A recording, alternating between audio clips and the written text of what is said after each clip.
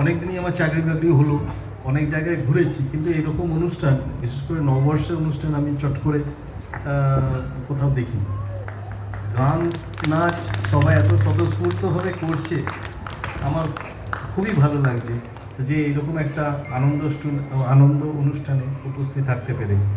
গান তো এই কী বলবো, প্রিয়ঙ্কা আর একজন খুবই ভালো গাইলো, হ্যাঁ, কিন্তু এর সঙ্গে আমি একটু এই যন্ত্রপাতি নিয়ে বাজনা ফাজনা চেষ্টা করি আর কি, হ্যাঁ।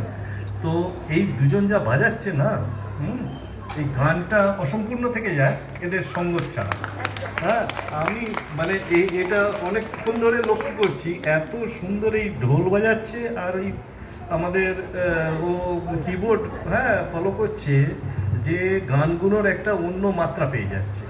হ্যাঁ, তো এইরকম বছর বছর অনুষ্ঠান হতে থাকুক, হ্যাঁ, প্রিয়ঙ্কা সাফল্য লাভ করুক, হ্যাঁ, সারেগামাপাতে, এই আশা রেখে আমি আমার বক্তব্য শেষ করছি। ধন্যবাদ।